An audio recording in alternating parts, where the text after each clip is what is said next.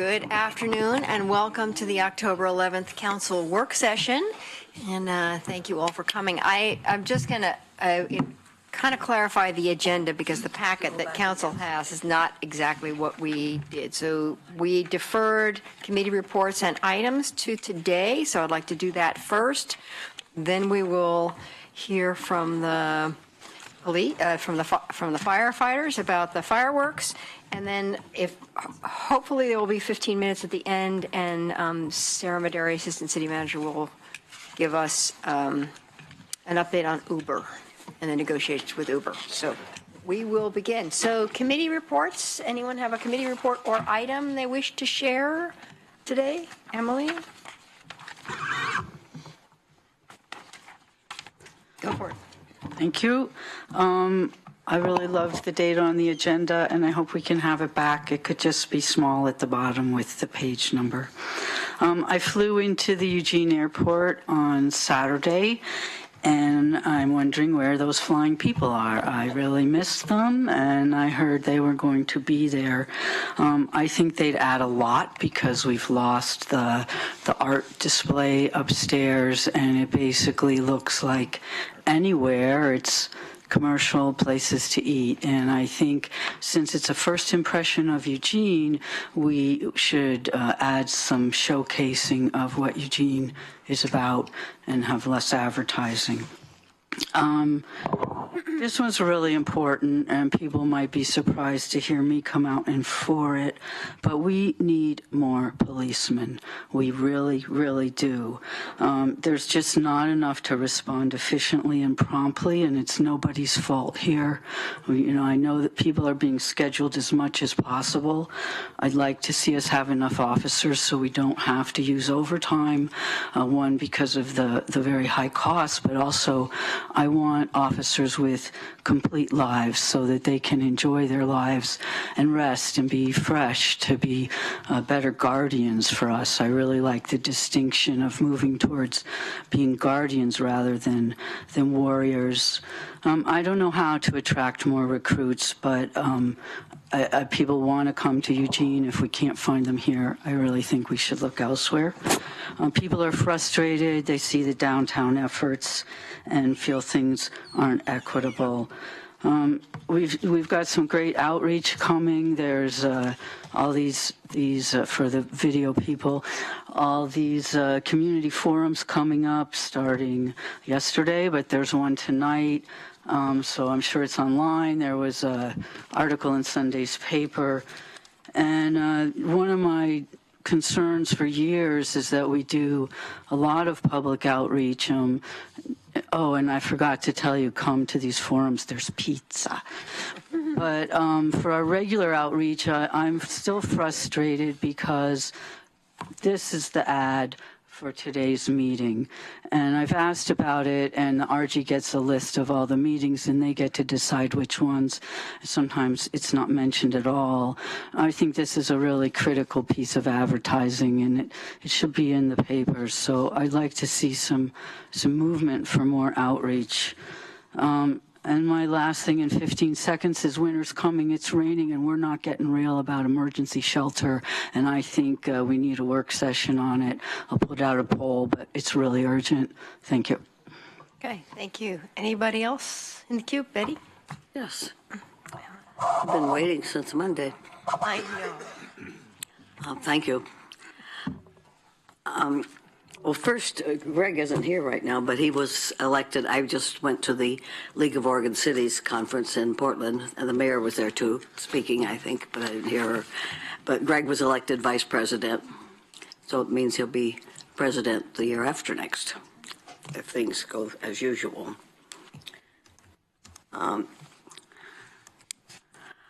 While this conference was, the biggest focus was on homelessness. There were several sessions, one of which the Mayor Venice spoke at, and I think Mayor Lundberg spoke at one, and there were others with other mayors and other people. And there was also a tour which I took of homeless shelters. And the Kenton Women's Village was really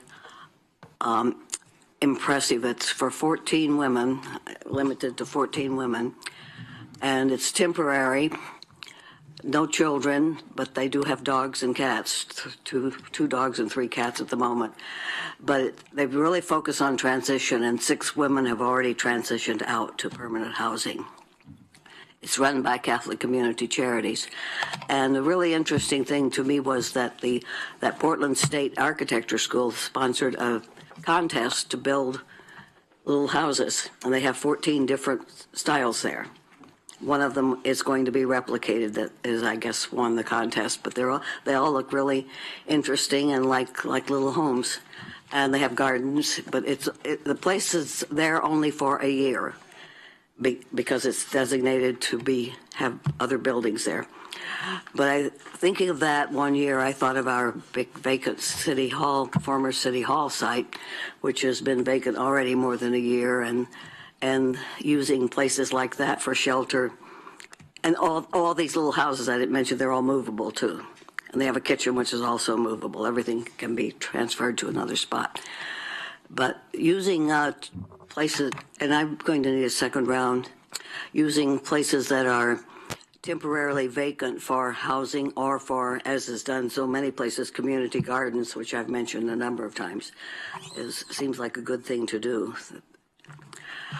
And 30 seconds.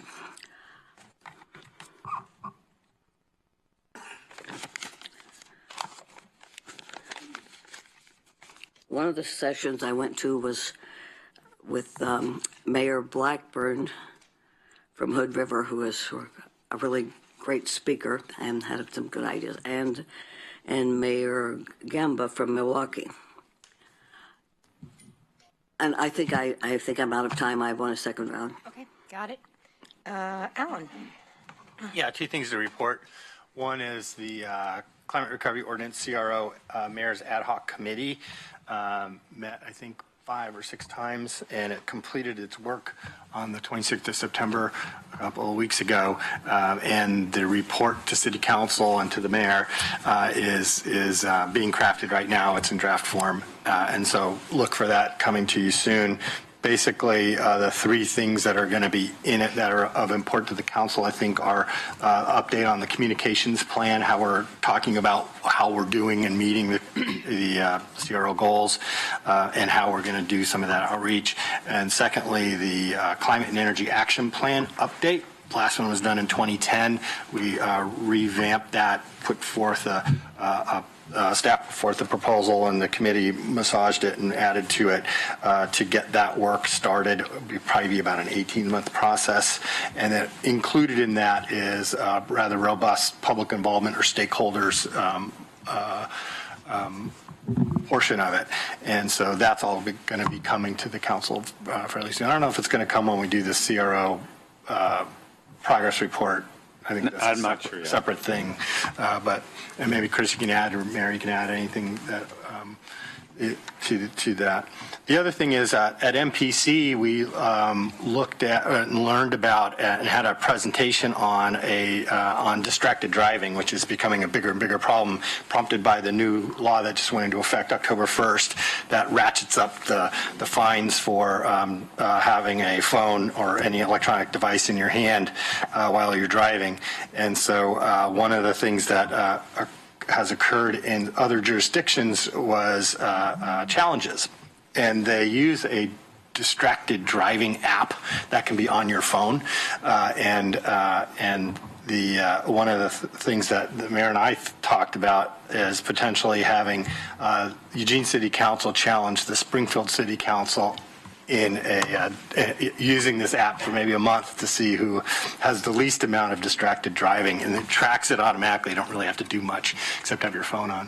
So more about that as that kind of rolls out. The app's kind of cool.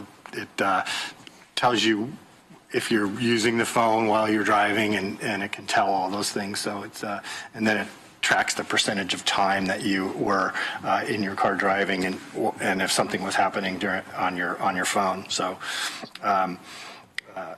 so stay tuned for that. I think the challenge would be kind of interesting and be a good way of getting out that education about distracted driving and how dangerous it is and how many people die in the state of Oregon a year because of just being on their phones doing texting or reading emails or whatever.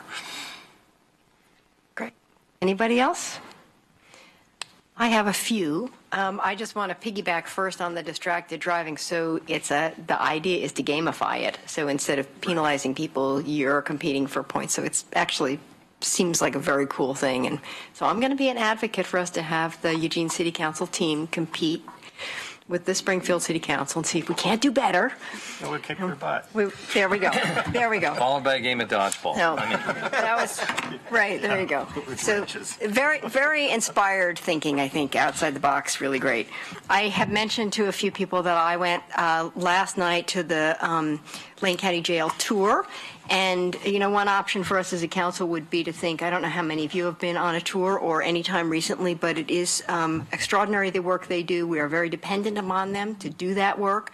They said 60% of the people, inmates, have mental health issues, so they're doing a lot of work around getting the right medication, getting the right psychiatrist. They're providing, they have a physician's assistant to provide medical care. I mean, they're doing a lot of work for a lot of people that are really in trouble and on our streets. So they're both, miscreants in one way or another in terms of getting misdemeanors and so ending up in jail and then really needing a lot of health and mental health care. And so important partners, I found it really informative. And so maybe we can think about collectively or individually going on that tour. It's worth seeing. And it's an important facility here. The other thing, just to piggyback on Betty's comments, in addition to going to the League of Oregon Cities, I actually went to an extra meeting with a bunch that was convened by the Oregon League of Conservation Voters, and it was to talk about climate change and climate change work, and just to say that the work that the city of Eugene is doing on the climate recovery ordinance is a model, and all of these other cities that came to that meeting that evening were looking to us. They wanted to see what materials we were putting out, how we were doing it, how we're making it happen on the ground. So there are, great reverberations and ramifications of the work that we're doing here, and it was really exciting to recognize that we could do this work, and it becomes a model for other communities to do the work. So that was really a great experience. And then finally, just a little pitch for the council. We do have a road bond on the ballot on November 7th. It's important to us as a council that this does well. And so just a little remind you that when you're at neighborhood meetings or meetings with others to just say something about it. And I know we have a voter's pamphlet. So just those are my just admonitions. That's an important measure. We're pushing for it, and so let's let people know. All right, and Claire? Yes, thank you, Mayor. That just spurred me to share that I've been asked by the City Club to be part of a forum they are holding on the road bond measure. I believe it's a week from this Friday, October 20th. So I will be representing the yes vote at that City Club forum. Terrific. Old Register Garden building downtown. You vote. I'm sure he'll give me directions. That's great. And then, Betty, you wanted a second round? Yes, thank you. Continuing with what I learned at League of Oregon Cities about homeless efforts. The city of Hood River, I haven't been there actually, but I understand it's a tourist town, and they had a big problem. They have a shortage of housing, as many places do. But one cause of the shortage was that people were renting out, using their homes and extra homes to rent to tourists. So they have passed an ordinance that limits the amount of, first they have a $250 a year license if you want to rent out. And they have said that now that if you want to rent something, it has to be in your own home, a maximum of 90 days a year. And so that people can no longer buy the house next door and just use it just for tourists. And they've rezoned some public land for lower cost housing and upzoned some other land for multiple family housing. That's what, and the mayor of Milwaukee said they have a construction excise tax to help pay for housing and for shelters. Many cities have that now, and I'm going to ask for a work session poll on whether we could have a construction excise tax. they have 90 days for no-cause evictions. And they have a plan. They don't have it yet, but they have a plan for it, which sounds really fascinating, to use city-owned land and keep it in city ownership, and have people have the houses lower, not subsidized, but lower cost houses. The people could own the houses but not own the land, so that if they sell their house, it still is a house that's a lower cost house. They can't tear it down. And it sounded like a really good idea, that the city always owns the land and people own the houses. It sounds like a good way to get middle income housing, which we've been talking about a lot. And I think they have a plan. They don't yet have the land, but I think we could find out what they're doing and maybe consider doing something of that sort. And another thing I went to, which I mentioned briefly before, was the session on drones, and I learned that people from other countries even are coming to Oregon to learn about drones. It's a big thing, and they emphasize it's a big manufacturing opportunity and a big career path opportunity also. And Oregon State is a big place for drones, I found out. So it's something we might want to look into. And also, I learned that there are drones that can go underwater. They can go every place. And there are even some that people can ride in. So we're going back to what I thought when I was in 7th grade. I thought someday everybody would have a helicopter landing on their roof. Maybe we'll have a drone landing on our roof. Oh, gosh. Oh, sounds pretty bad. And El Rapa meets tomorrow, and there's always a public comment time at the beginning. And I hope we're finally going to get rid of fireworks. Okay, all right. Any other, Greg, did you have anything you wanted to bring up for committee reports or items of interest? No, Mayor. Already told them about your new office. We owe you congratulations. So I got elected when I wasn't there, but I knew I was going to get elected, well. so.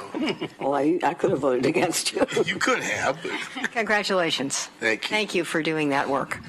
Okay, Manager, I think we're ready for fireworks conversation. Chief.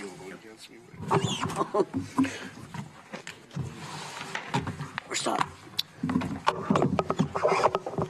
Good afternoon, Mayor and Council.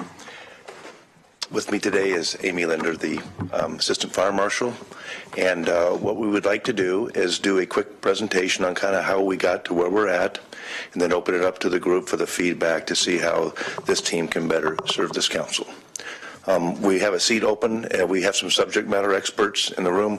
If there's something that we need, I'm going to look over my shoulder. If I don't have somebody jumping right up, I'll probably say that we'll get you some facts and get back to you very rapidly. But if we do have some individuals that can answer some of the questions that you might have. So with that,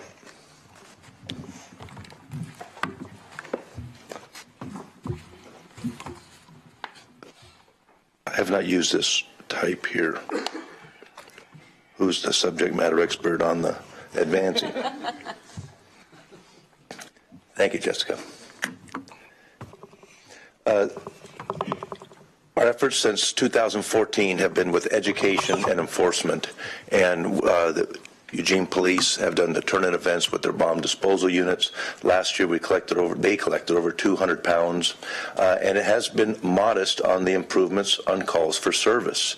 The map on the left shows some hot spots from 2016, and if you look at the map on the right, we are making progress. Some areas have regressed, but if you look at the red, where we know there's the most calls for service, it doesn't necessarily tie directly to less fireworks. It says there's less people calling in those areas. So we think that this demonstrates that we're making modest advances using the education and enforcement, but here we'll be going on year 4, and we're trying to improve that effort.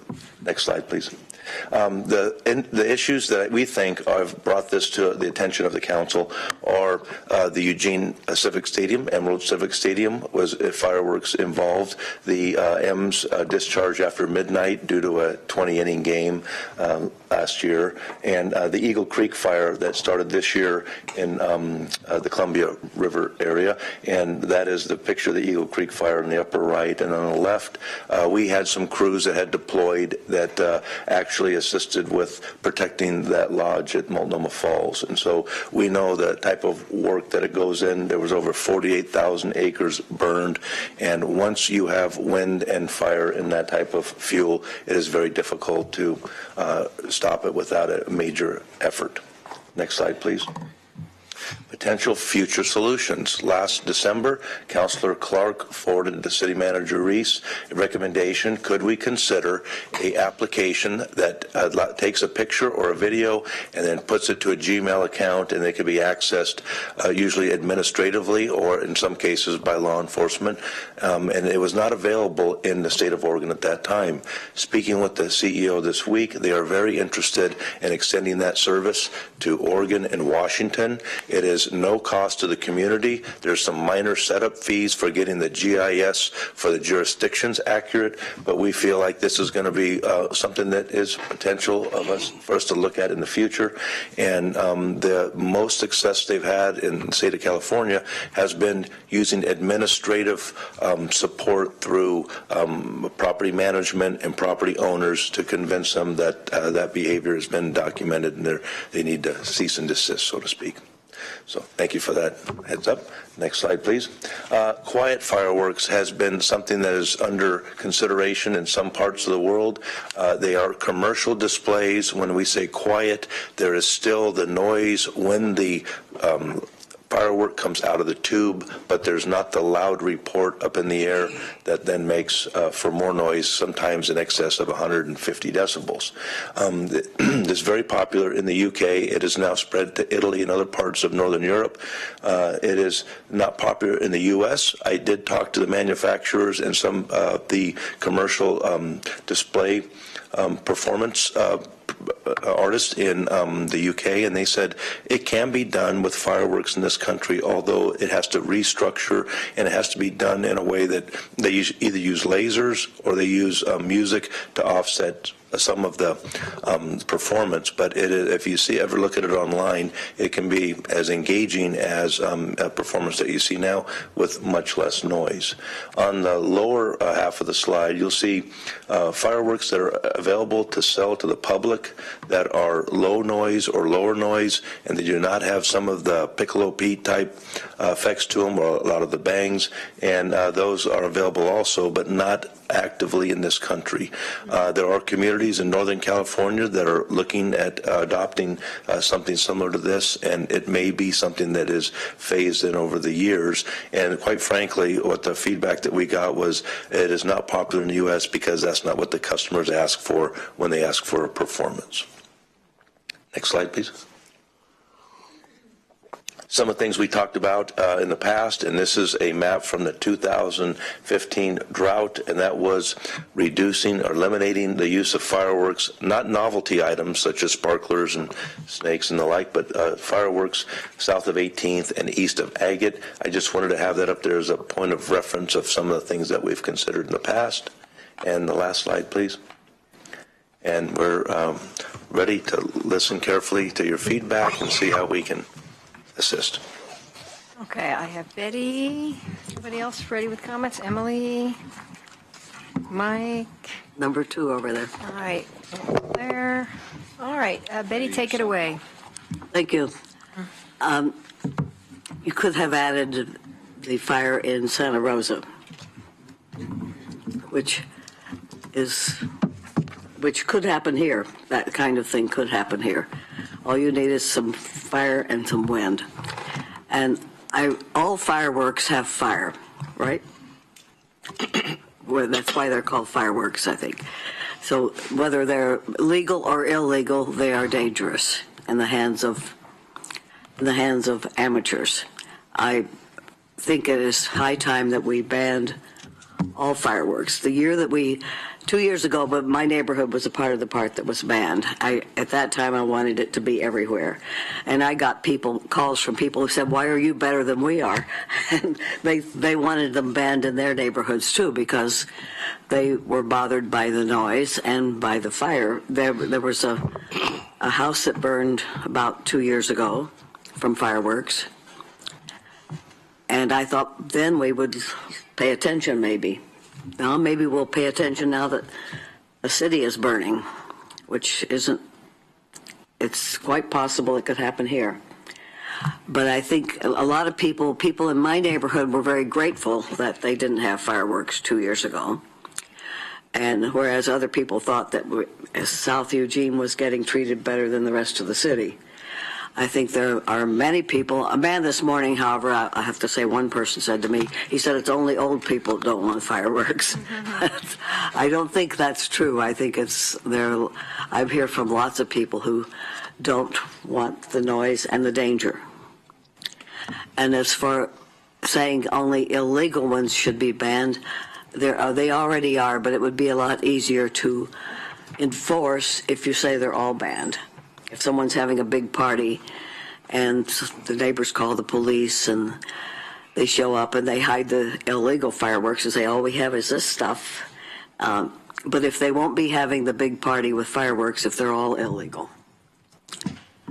And I know that you can't, I'm not suggesting that you patrol the whole city. It could be response if they happen. But if it does happen, then it would be, there could be a fine. And many people do obey the law. If it's not illegal, they wouldn't be even trying it because they know they might be in trouble. Or else they just like to obey the law, either way.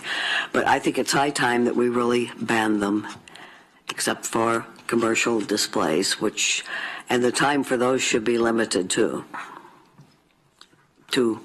before midnight, obviously. We learned that a lot of people think. Thank you. Thank you. Emily? Thank you.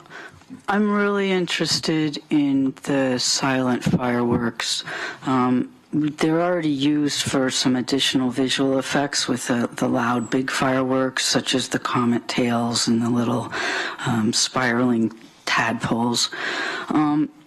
That's not as important to me with the big displays. I think if we limited the professional displays to 9 to midnight on 4th of July only, it's 3 hours. I really understand about the animals. I've had tremendous damage in my own life, and I understand that they're scary. I've never liked the loud noise, but that's what some people really enjoy. So if we could just do it for 3 hours once a year, that seems like at least a compromise, and maybe it's short enough that people could hunker down with their radios in their closet and some snacks. I know that the fireworks aren't readily available here. I think most of, well, there was the ones on the bottom, but here we already have sparklers and quite a few fountains that make very little noise.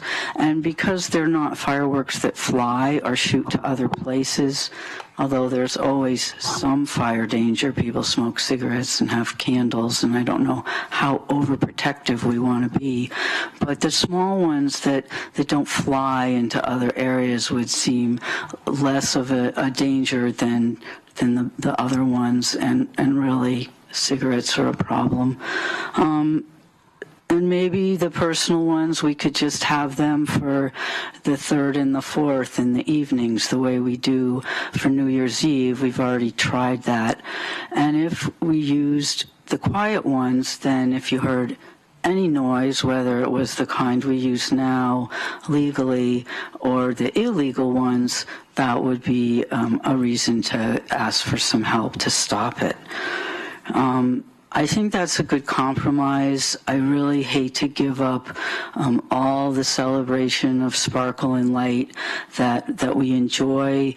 And although I would not want firecrackers, and I think Piccolo Pete should be banned from the entire earth, I think the big displays, they make a big bang. So that's my suggestion. I know there'd be some problem if surrounding towns sell the kind of fireworks we're used to now, but if you bought the kind elsewhere that made noise, that would put you in the same category. Thank you. Thank you. Mike?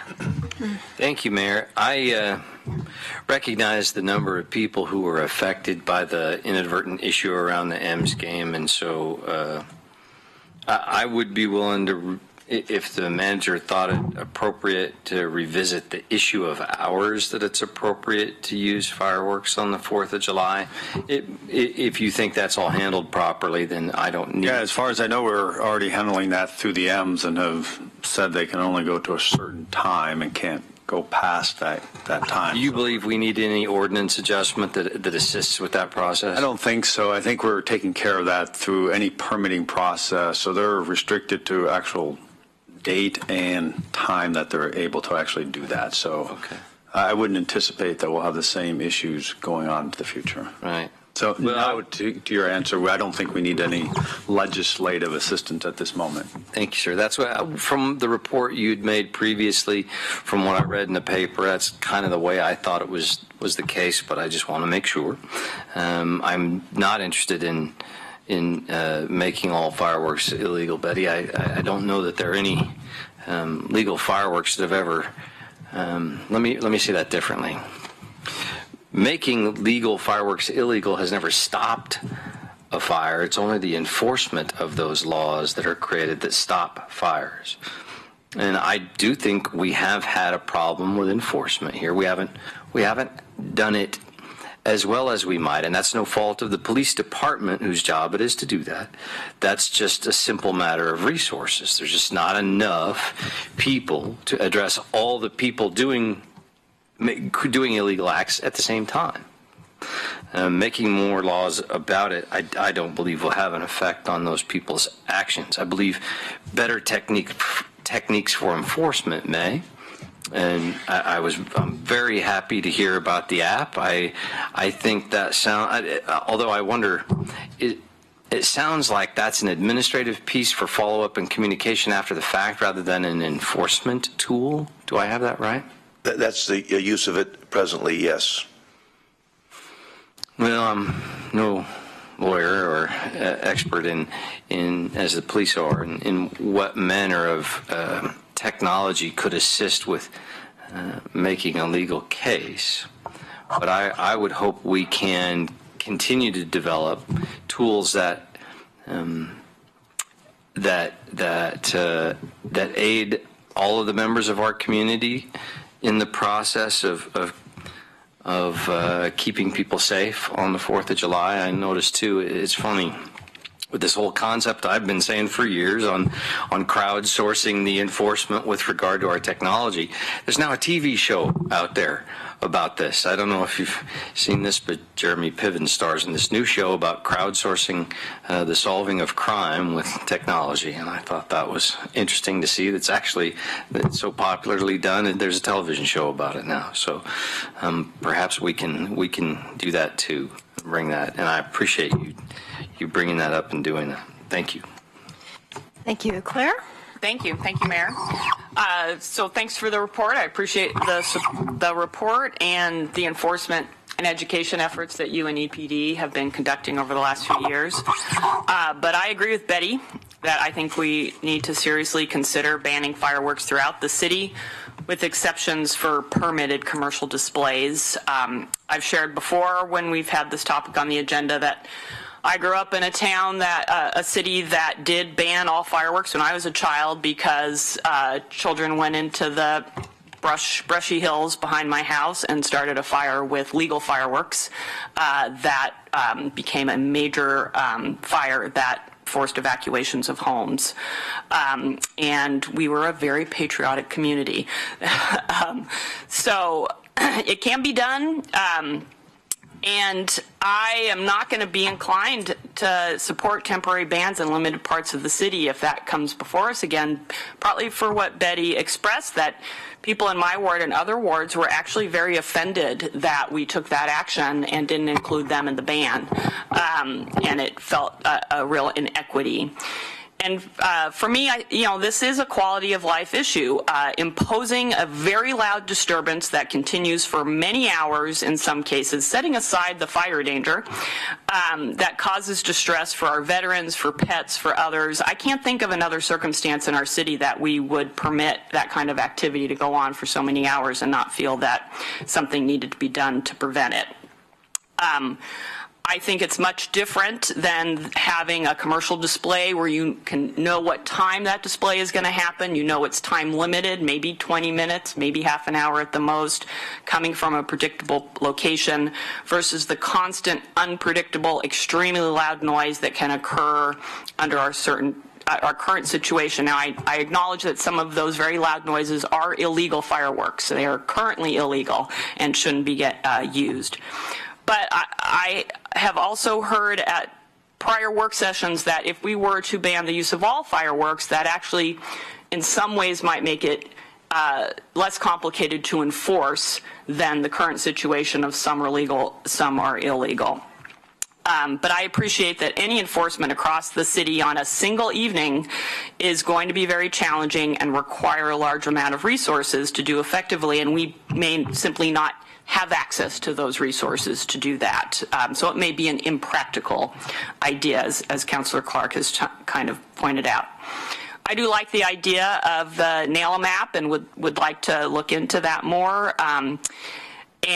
But that would require additional resources for enforcement. And my last quick comment is, I wonder if there's any data that can be gleaned from that selective 2015 ban around enforcement, or did people comply because they recognized the inherent danger, or as Betty said, because they're inclined to obey the law anyway? So that, I don't know if there's any data that could be looked at from that. Thank you.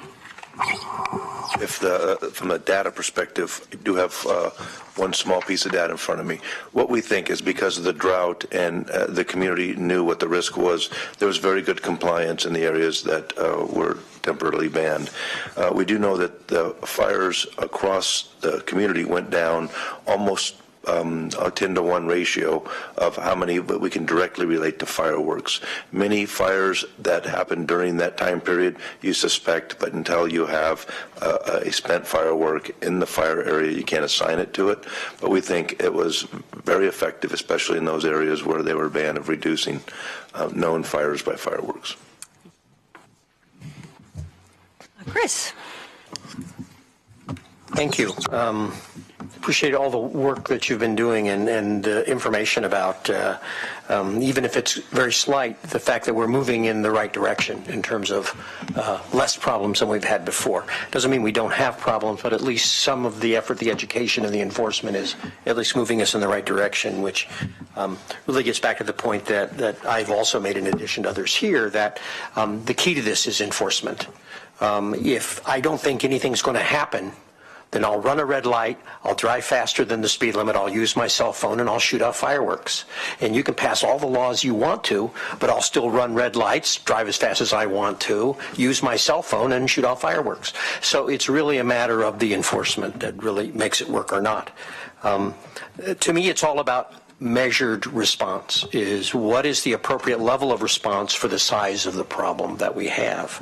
And I'm very interested in continuing to look at ways we can increase the level of enforcement that we have, the education that we're using, and if this app, even if it's after the fact, if I shut off fireworks and then a week later I get a fine for $150 or $200, I'll think twice about doing it next year. And so that could have this may take multiple years to be able to have a real impact. A question for you. Right now, we all know that loud fireworks are illegal. They're already illegal. In terms of fireworks that are legal right now in Eugene, which of the fireworks that are currently legal could be considered noisy, or however you want to define noisy? I'm going to ask Amy Linder to respond to that. She is our fireworks expert and is certified to observe and to report on that, so I'm going to ask her to jump in on it. Legal fireworks that are out there, there's a wide variety. Certainly the fountains, all fireworks make noise, right? To some extent. So the variety of that just depends on the size and what people purchase. And even the quiet or the silent fireworks, there's still noise involved. There is no absolute quiet firework. So it really depends on your definition of noisy. Yeah, I understand. I think a lot of the complaints that we get are from illegal fireworks, the ones that do make a lot of noise. You can hear them way off. Not somebody with a spinner or a sparkler in the driveway next door. Yes, however, there are some of the legal fireworks that do have some small reports and some small bangs, and depending on how people use them, that's the challenge with legal fireworks is when they're used according to the manufacturer's instructions, there is a lower risk, but we find people that want a bigger display or a bigger product and then try to get that out of a legal firework. So they put them on elevated platforms. They light them multiple at a time. So when those things are happening, it does increase the noise, it does increase the impact, and it does increase the risk of something happening. Yeah. So it's hard.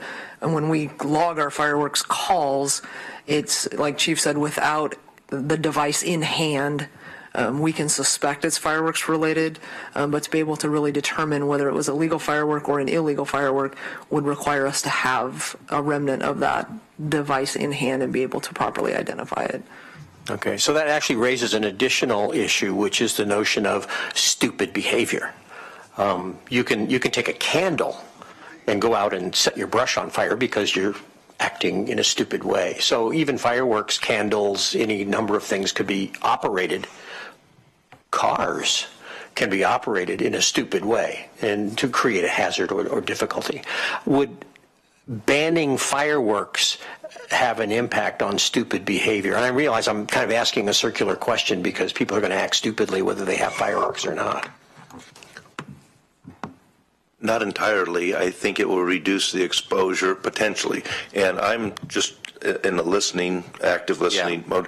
When you talk to Oregon Fire Chiefs Association or International Fire Chiefs Association, any fire institution says if there's an opportunity to ban, that is the appropriate way to consider the safety of everybody in the community, and how they frame it as it eliminates somebody else's leisure or pleasure interrupting with somebody that is not interested in participating in it. And so I'm not trying to say that it's a good or a bad idea, but we know that when there are less fireworks in the area, there's less opportunities for somebody to act in a manner that is inappropriate. Yeah, this is a really difficult one for me because I recognize that there can be a health and safety aspect to it, which is what my interest is. And the balance for that is I don't want to become a person who denies all pleasure because it might in some way be dangerous. Children like sparklers and things like that, and if I ban them, what good am I doing for them? So I'm trying to figure out what is the balanced, measured response here, and I'm still trying to figure out what that is. Greg? Yeah, thanks, Mayor. I remember last year I'd asked a question, and I'm going to frame this in a couple different ways. One was that, and I didn't get a response back to this, was what would it look like if we had certain areas within the city, like playgrounds or parking lots, maybe, a half a dozen or 8 of them that were designated as places where people could go off and shoot off legal fireworks. That way, taking them off of the streets, out of the neighborhoods per se, and having them in confined areas where legal fireworks could be, displayed or shot off or whatever the case may be. And thus, that may be another layer of enforcement and regulation that we may not want to get into, but could be a compromise to people who want to enjoy a personal fireworks display, but, confining it in an area that would be more acceptable and less intrusive to the general population. Yes, sir. We did do some research on that. As a matter of fact, most communities that tried that, they had a season or a year that they did it, and the individuals that were hosting it wound up thinking it wasn't the best idea because of the exposure to their property. But as a school district in one case, and the school district said, no, we do not want that as part of in our schoolyard because of our insurance rates. Their insurance did not approve of it or did not like the idea of it. And so everything is possible, but I think it had to be in a city-owned environment that did not put the burden of the exposure insurance-wise onto another entity. Okay, so that's a bad idea. So, and within that context, I'm moving more and more towards the idea that we should have a total ban. I think trying to split hairs and decide which fireworks are legal versus what the illegal fireworks are. I have neighbors who every year bring in illegal fireworks from Washington State. Maybe we should ban Washington State. And come into and bring them in here to Oregon all the time, and they're dangerous on a lot of different levels. People blow off fingers and other things. I mean, we had an NFL player that shot off his index finger a couple of years ago, with one of those kind of fireworks, and supposedly legally handling that or whatever the case may be.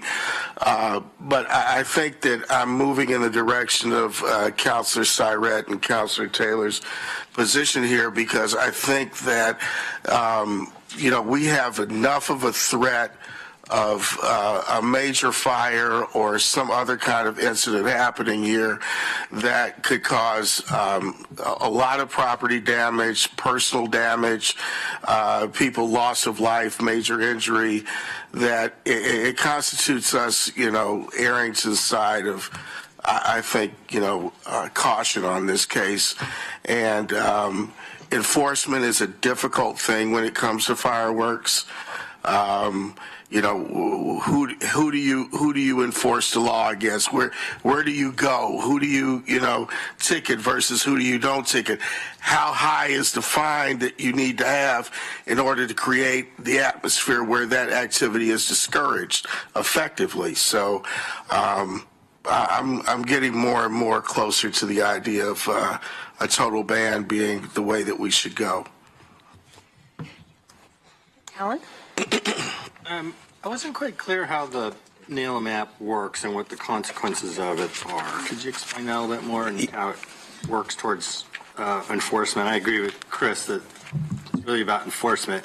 Do a ban or not, you still have to enforce it. And so the second question I had is, if you did do a ban, how would you enforce it? As I'm answering the first question, I'm going to ask a member of our law enforcement team to answer maybe the second part of the enforcement. So you're going to come up and I'll share the microphone at that point. On the first part, how the application works, there's a number of ways it can be instituted in an organization. The way that the CEO described it of this company to me was that the easiest and the most effective across communities is administratively, kind of through PDD would do a evaluation of the information and then send a letter to the location. Sometimes the first year it's a warning, then the second year they consider what a fine might be. And another much more complex is what they said it involves a intense review from the legal team and the law enforcement in the area that allows it to be used in certain circumstances. Sometimes the app is actually used by law enforcement to collect the information, like at a large block party. Then they're able to use that as evidence later.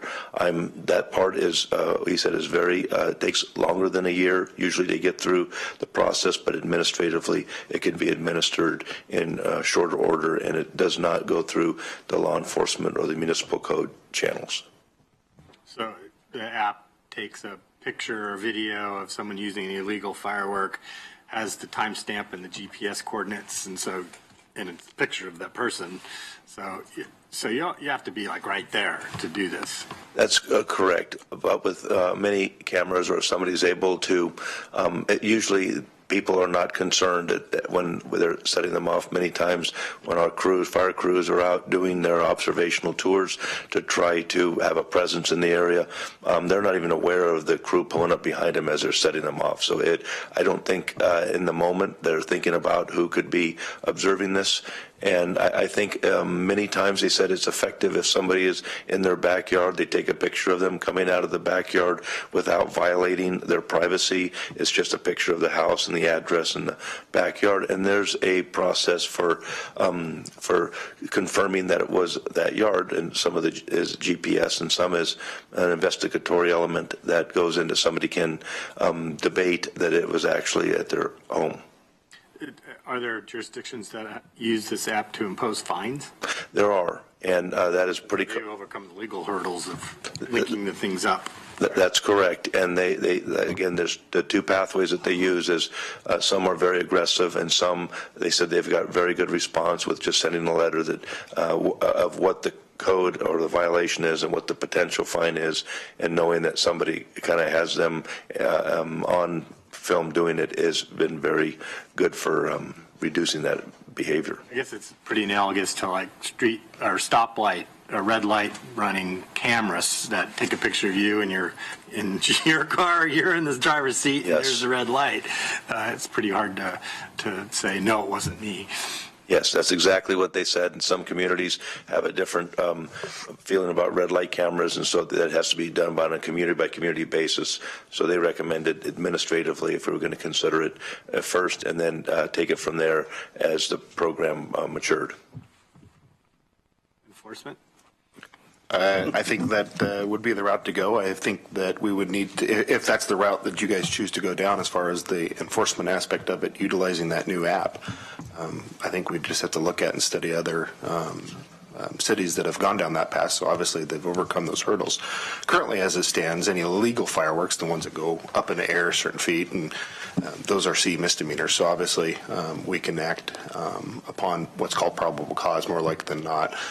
Typically, when we've gone to these in the past, in the past few years, they've either have dispersed by the time we got there, or were unable to prove that they had illegal fireworks at the time. So it makes it a lot more difficult to catch them in the act. Or seeing that. And a lot of times the callers that call in, they don't want to be witnesses to the incident that occurred because of the neighbor relationships that they had. So it just makes the enforcement aspect a lot more difficult. And then you throw in the aspect that you guys have already talked about, which is the resource aspect as well as having the bodies and people to go out and enforce this as well. So. You might want to introduce yourself for the people on TV. Sorry about that. My name's Chuck Salisbury. I'm a lieutenant with Eugene Police Department, watch commander for nights. And so if we were to do a ban, how would you go about enforcing it? It would require a lot more patrol resources. You're talking about a total ban? Yeah. I think it would. It does take a lot of resources. So typically, when we have one of these specific enforcement nights, we usually do a night before and a night after the 4th of July, and we have anywhere from 4 to 6 officers out. That's outside of patrol that are here on overtime. That are working that, and so as far as a total ban, when you're dealing with both what people are used to as the legal fireworks now, I think it would take initially a lot of education would be important in the beginning hand. Once you enacted a city ordinance, I think education is a huge piece of this going into it, and then it would just be a matter of evaluating how many bodies would actually take out to go out and enforce these during the specific times. I think in the first initial few years, you'd need a substantially lot more officers to go deal with that because of not being familiar, and you're going to have a lot more people just out there violating that. But over the years, I think you can evaluate it as you go on and either tailor up or tailor down to the needs of the community. Right. Yeah, the education part is important, but you can't have cops everywhere. That's where I think the app comes in. If people don't think they're going to get caught, like Chris is talking about, it doesn't make any difference. If the app gets put into place, I think that it's a game changer. And so you mentioned, Chief, the administrative cost of getting the GPS coordinates right. Is that? And actually, the administrative. Is that something we could easily do and move forward with getting this app here? Yes, the administrative costs are borne by the vendor. The vendor is serves a legal fireworks corporation that understands the importance of having illegal fireworks out of the community if they're going to continue to have fireworks in that community. There is some time and some work on this end, but it's not substantial. But they just want to be absolutely sure that the jurisdictions are reviewed before they put it into place. So from an IT perspective and an IT project, it is relatively plug and play. We just need to make sure that they have the appropriate data, and we have good GIS experts in this at Public Works that can assist with this in a very short order. So if it's a legal fireworks vendor that provides this app and we did a ban, How does that work? No, they would still support it because they know that there are communities around here that have it, and their interest is for people to have an enjoyable experience. And they respect communities that ban and don't ban, and many of the communities that they service have banned them, and they want to make sure that the bans don't expand or that people are properly using their devices so people don't get hurt and they get in a position where that they are viewed as being part of the problem. They want to be part of the solution. Is it your plan currently to get this app here? Do those things that need to happen to make it happen? We are waiting for direction from council. We have talked with the CEO, and regardless of how we move on this, due to the interest that they've had in Oregon and Washington, they're going to proceed. We would then facilitate making sure they had the right jurisdictional information, and we could opt in at a time of our choosing. Mayor could do a straw poll or a nod to the heads at the end of this. I agree. Jennifer? Thanks, Mayor. First, I want to thank everyone for sharing their opinion. It's been very interesting to hear everyone's viewpoint. I would tend to agree with Councilor Semple. I would like to see some compromise in this issue. But what I'm hearing from EPD is without this app, enforcing a ban on illegal fireworks while keeping legal ones is extremely difficult. Too near impossible with the staff that you have? Is that what you're saying? I would say that's probably an appropriate evaluation, yeah. Yeah, okay. But do you feel like if we were able to get this app up and running, that we would have a chance of? I think it'll help and improve, but like I said in the beginning, it's going to be important for the education route, and then just having all of our ducks in a row in order to, with city ordinance, with the application, and then the enforcement aspect, and having the people to, because you're going to have officers or somebody behind a desk either sending notifications out to these residences to either give them a warning in the beginning or whatever route you guys choose to do, or working up to the enforcement aspect of how you're going to go out. That's typically would be an officer in a car going out, making contact, confirming that picture matches that person that you're contacting, that's an illegal firework. If they were all banned, that obviously makes it easier. I think if you have just, if you have illegal fireworks and that and being able to prove what's what is a lot more difficult. But then it would require that officer going out there, making contact with that person, taking a case number, doing an investigation on their own in conjunction with what was provided, and then issuing a citation of that. So I'm not sure I'm in favor of a total ban, but I was looking on here, and it looks like we allow fireworks from June 23rd to July 6th, which seems to me to be a little excessive amount of time when the holiday is on the 4th. I'm not sure we need to be, maybe that is an area that could be also limited. But. I just want to weigh in for a second. So to me, the concern, and we've always been concerned about the impact on animals, but it seems to me the fire concern is really the big one now, and we're experiencing droughts season after season, so it seems to me there's a strong case for it. But I am interested also in Emily's suggestion about just the ground-based, sort of simpler things being available. It doesn't exactly address the fire issue, but it's much more contained and seems like it still does allow a little bit of that sparkle of the celebration without imposing such a fire hazard on the community. So just interested in that. I don't know that it makes enforcement, there wouldn't be aerial, so I don't know how people would see that. I don't know if you have any comments on that particular idea. As far as how to catch somebody with an aerial firework? Would that be, does that make it more complicated? I think it makes it way more complicated because the picture's not necessarily going to capture you can make an assumption from when you see an illegal firework, typically the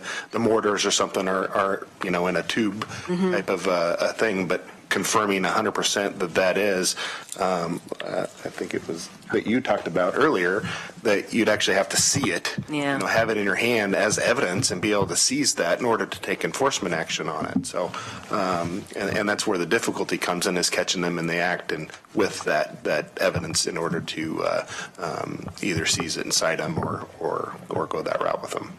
Even if you had the app. Even if you had the app, yeah, I think, yeah, unless you guys went the route of a total ban, because then obviously any firework would be a violation, regardless of whether it's aerial or not. Got it. Okay, so, second, do we need a second round? You already had me. We And already me have too. Emily and Betty and Mike, yep. Okay, take it away, Emily. Thank you. I'm really concerned about the noise. I think I want to be very, very respectful of people that this causes deep trauma to, as well as the animals, both the destruction, their fear, and their running away. So I would be really in favor of limited the time, whether we decided to keep noisy ones or silent ones, to like New Year's Eve, where we do it December 31st and January 1st. You know, if we did the 3rd and the 4th, and you better use them up because you're in trouble on the 5th, for the personal ones, that would greatly limit the length of exposure. It's like a week and a half now, and it's just ridiculous, and it's exhausting, and I get it. So, I would like to see it limited to just a couple of days. And for the big ones, I'd like them to just be on the 4th and stop them being on the 3rd, the 4th, the 5th, the rodeo, and baseball games. I think that we could limit it much more, get out to the ones on the 4th. It's almost that it's going to stop me from voting for a ban if I can't have my sparklers and my quiet fountains. And I agree that none of them are quiet, but it's more of a little psst. It's not bang, bang, you know, and so, and I think then it would be easier to enforce because anything that was loud would be illegal. And yes, I care about fire, so I don't want ones that move, but at the same time, I'm really worried about over-regulating everything in our lives. And there are cigarettes, and those start fires, and we're not ready to ban those outright. We're not ready to ban birthday candles. So my idea that I like is 10 to 12 January 4th for aerials, and July 3rd and 4th for personal ones, but only sparklers and quiet fountains. And I think that's a good segue without taking everything away from everybody, but also being very concerned and trying to be considerate of the people and the animals who are so dearly affected by this. So we want quiet sparkle, less of the time. Betty? Okay. First, I was going to say what Greg said. We have discussed before having places where people could go. If that were possible, I think that would be a good thing, if we're a place where you could go with sparklers, if we could find a place. As for protecting people from themselves, I don't think we should do that. I don't think we should tell people what they can eat or what they can drink. But we did say limit smoking in public places because it affects other people. And fireworks, even those snakes, that's what they're called, isn't it? Those little things that crawl on the ground, they cause fires. I've heard people say that the grass is on fire. Well, the grass is on fire, that can spread. And if you turn your back for a minute, it can spread pretty far.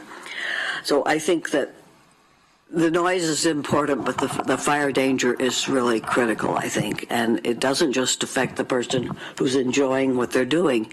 It could affect a whole neighborhood, a whole city even.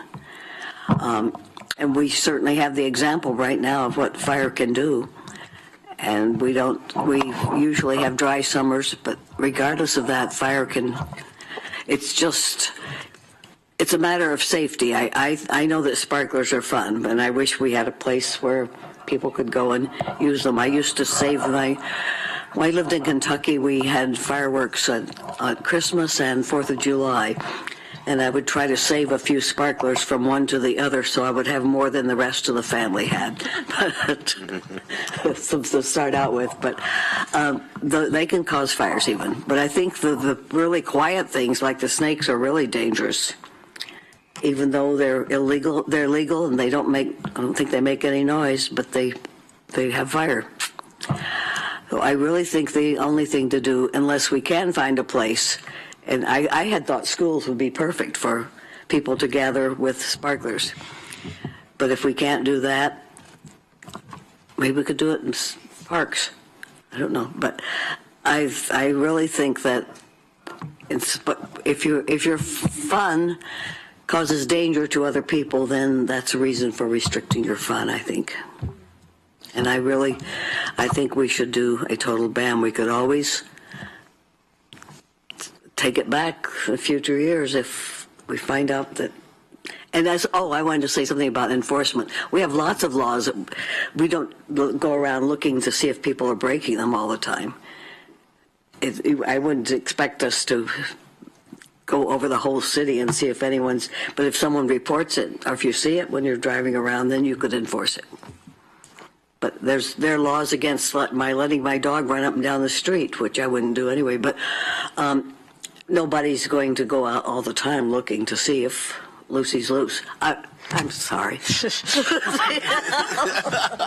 Lucy is my dog's name. Lucy's loose. Is that Christian? That's it. Mike? Thank you, Mayor. There are a number of things that Councilor Taylor just said that I feel compelled to want to speak to. I don't know. This conversation I understand the desire and certainly the motivation that to have our job be one of protecting people. I get that. I understand that. Makes sense. But there's all kinds of endangerment that happens for fun in our city all the time. And we can't outlaw all of it. There'll be hundreds of young people playing football on Friday, and a bunch of them are getting hurt. We're not going to outlaw football. There's going to be, I don't know, Chief, please correct me if I'm wrong, but is there ever a time when it's okay to have a fire pit in one's backyard and use it inside the city of Eugene? There is, with the appropriate. For cooking? Is that it? For cooking, and also as a patio, as a screen, and there's a hose nearby. We have allowed those as a result of people are doing it respectfully. If it's below somebody's knee, we let it go. I was trying to make a point about the fact that there's at least two people at this table that have them in their backyards. Yes, and I know that there's an ordinance that concerns that. And I'm one of them, by the way. And so I have a concern with us making rules that we know won't be followed. And if we don't have the capacity to, because we're talking seriously now about banning fireworks. I heard 3 of my colleagues say, and almost 4, that they were willing to do it. So I would caution us not to do something we know we cannot enforce, and we know a percentage of the population will flagrantly disobey. So I think what we ought to focus on is enforcing those things that we already know blow up and leave the ground that endanger and are loud and have the worst effect. I would hope that this app can not just capture photographs, but that it could also capture short video as well, which would, I would think, aid both in the process of deciding whether something was blowing up or in fact leaving the ground. So if it can, I'm sure that can be developed. But I would urge caution on overregulation of this. Thank you. All right, Claire. Thank you. I think it's hard to find analogies of other activities that we currently allow that have such a potential impact on other people as opposed to the individual who's engaging in the behavior themselves. So I think that is a dynamic that's different. The noise impact and the potential for fire danger that, could have a serious repercussion for somebody who had nothing to do with lighting that firework. So listening to the conversation, I still would support a full ban. That is something I will continue to advocate for while I serve on this council. But as an interim measure in my mind, I could support something along the lines of what Councilor Simple spoke to, which would be reducing the number of days that they are allowed to be set off in the city, and potentially limiting the types of fireworks that we allow to be sold and used in the city, recognizing that we have cities right next door that would not have similar bans, and that complicates matters. But if we did choose to ban them completely and had good support from the public to do so, after some period of time, it would not be the major enforcement issue that we are grappling with right now as we have this theoretical discussion, because it would become part of the fabric and culture of the community that we don't do that here. And I don't think it would be a big concern 10 years from now that police have to run around the entire city and try to find people who are setting off fireworks illegally. I also think there still might be room to consider what Councilor Evans mentioned about community gathering spots. School parking lots might not be viable, but there are some city-owned properties, such as the top levels of our downtown parking garages, that might be suitable that the city could, take on the insurance risk. So I don't think that's totally out of the conversation in terms of just exploring that idea. Thank you. Chris. Yeah, I think the conversation's moving in a good direction. I think the notion of being able to tighten up the days on which fireworks could occur, I think, is a really good idea as an effort to try to get tighter in on the issue. I think the notion of trying to be more controlling of what kind of fireworks are used without a total ban, I think, is also a good way to frame the conversation. I'm always mindful whenever we start moving down the road of regulating or legislating behavior. It's one you have to be very, very careful about. And I know that there are some aspects of behavior that we absolutely should be involved with. When we made smoking, that was regulating behavior because it did have a significant impact on other people. And when it was indoors, that was very clear.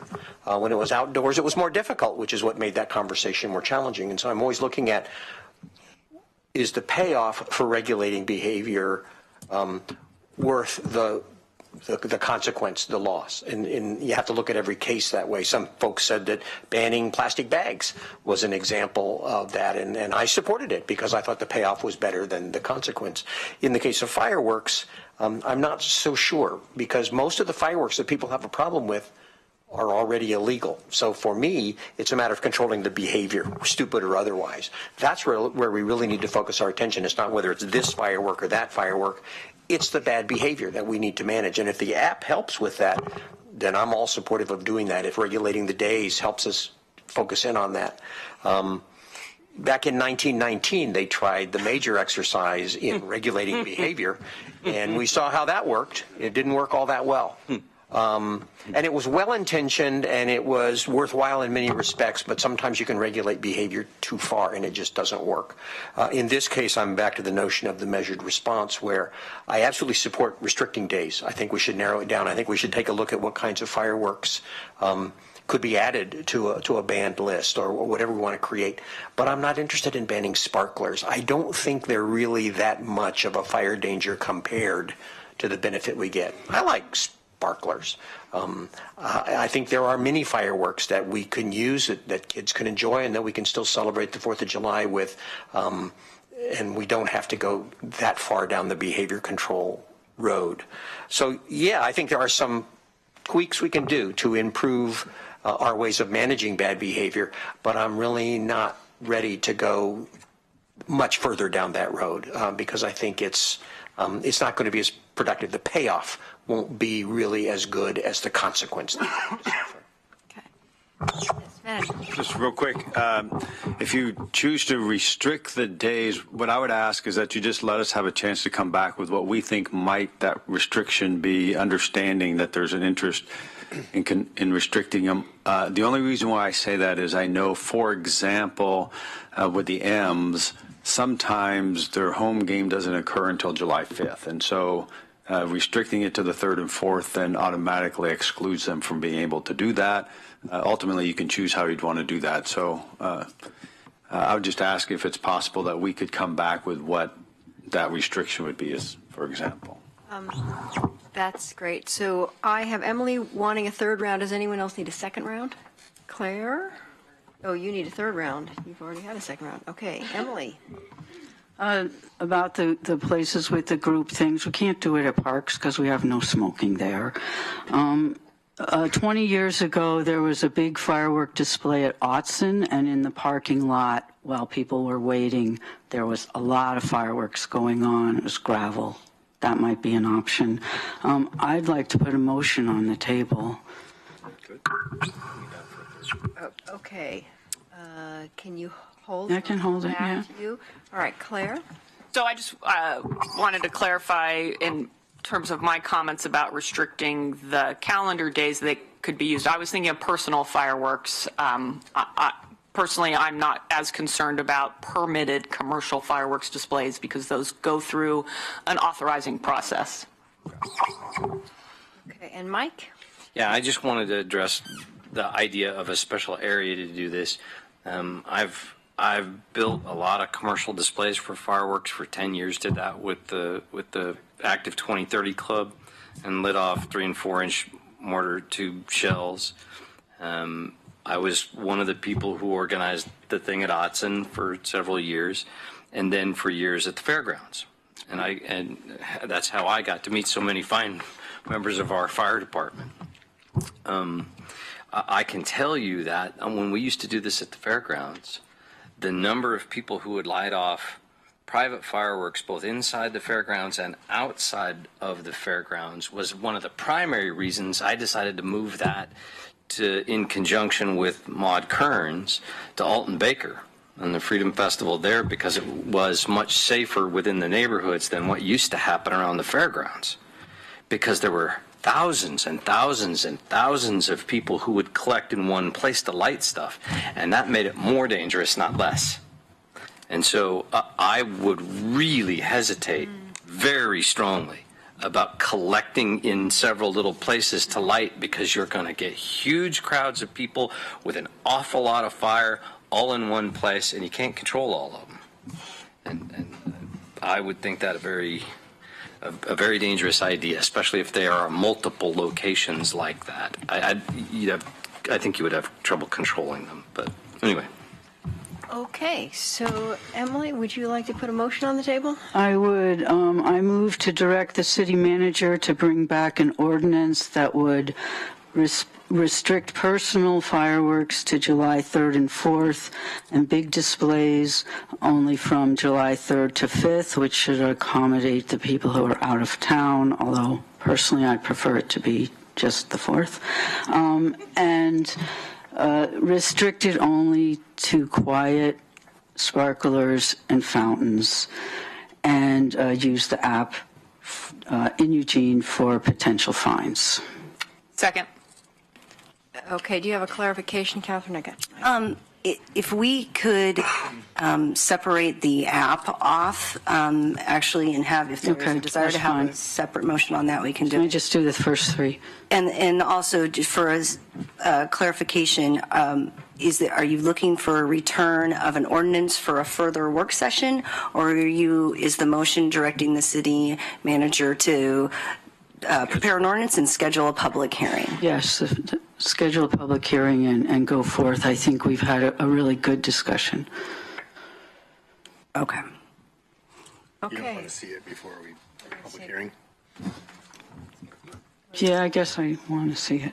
So work session, then A short one. Okay.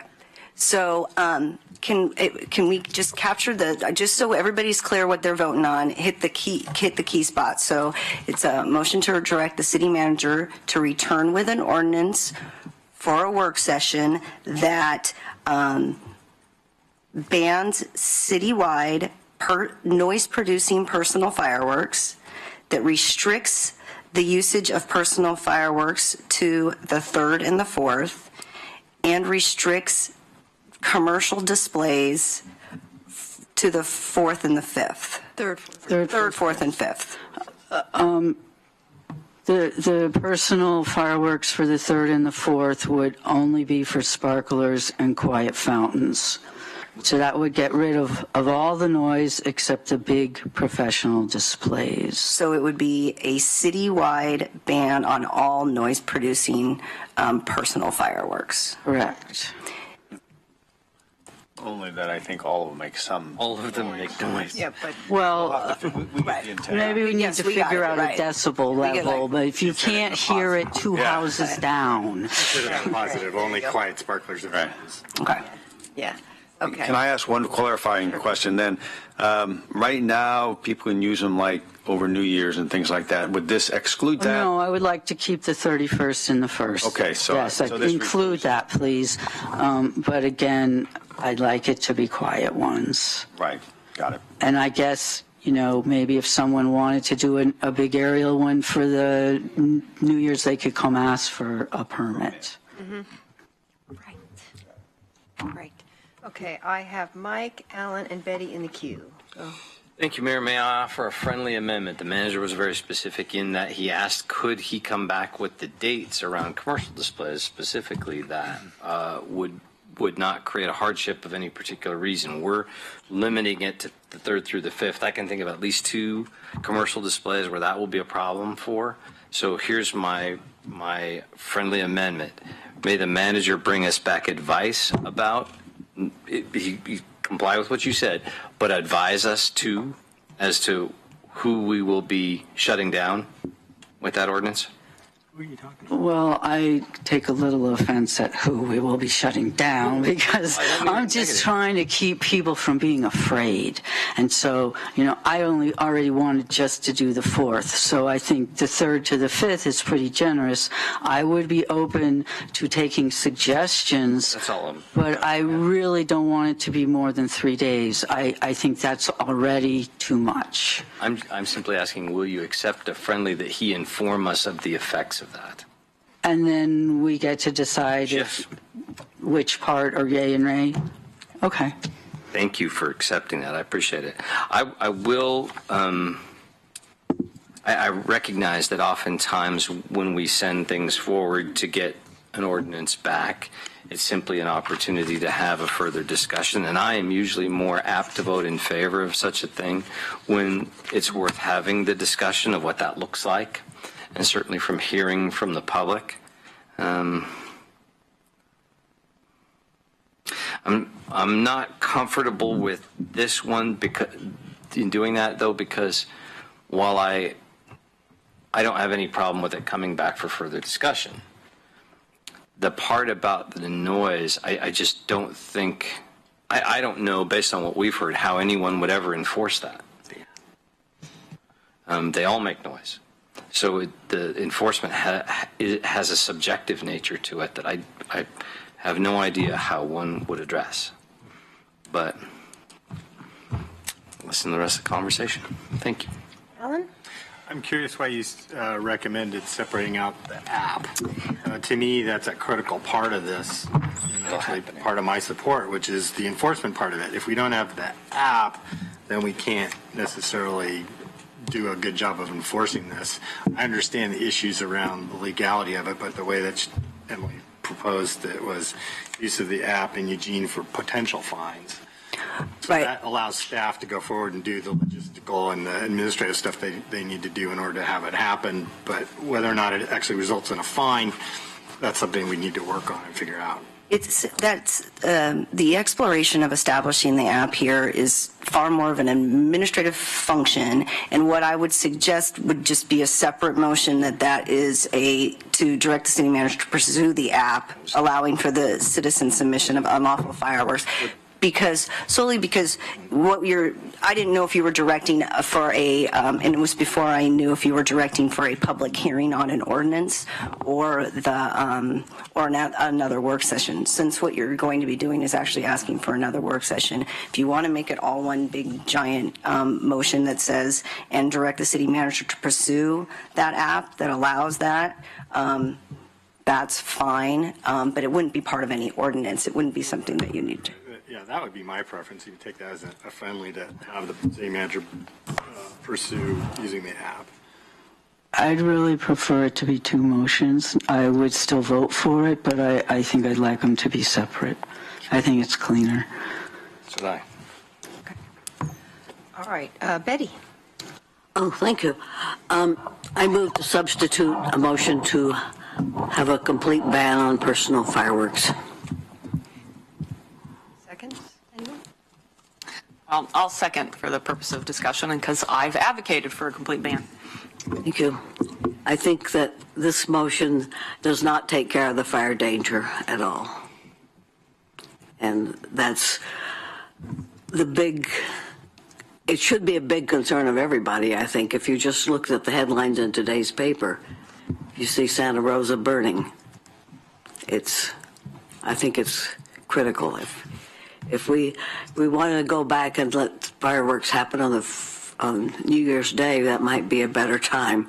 But anyway, I would like to vote on this motion. It's what a lot of people are demanding, and I would like us to have a vote on it. Anyone else need to speak to this substitute? Don't I get to accept it or not? No, it's not. It's a new motion. Well, then we Then have to does vote on mine it. go away? If it succeeds. We have to vote on whether to substitute. Okay. Are we ready to vote on the substitute motion? Yes. All in favor of the substitute? 1, 2, 3. Opposed? 1, 2, 3, 4, 5. Okay, that goes down. Okay, at least So we we're tried. back to the original motion. Any other discussion on the original motion? I will vote for it in the absence of something better, but I'm not really for it. All right, all in favor of the motion? 1, 2, 3, 4, 5, 6, 7. Opposed? 1. Okay, it passes. Thank you. And then the follow-up motion that you requested that you broke off would be moved to direct the city manager to pursue an app that allows for citizen submission of unlawful firework usage. With potentiality for fines. Yeah, that would be part of the exploration. Okay. But we can add that if you would like. so that one has to be, that's on the table. Is that? So moved. No. If- it's That's so what Put it on the moved. table because we why broke it I'm off. Yeah, no, I know. I'm just being clear. Second. And that's second? Already on the table. Okay, it's already on the table. Any other discussion about that? All in favor? 1, 2, 3, 4, 5, 6, 7. Opposed? What, did you abstain? Or did you vote in favor? I guess I'm not allowed to abstain. I'm Okay. not really for it because I don't know what good it would do, but So you're, I'll- are you, was I'll that a vote yes? for it. Is that a yes Work vote? Okay, session. 8 in favor and none opposed. Thank you. And I think that brings us to the close of this meeting and thank you. And my apologies because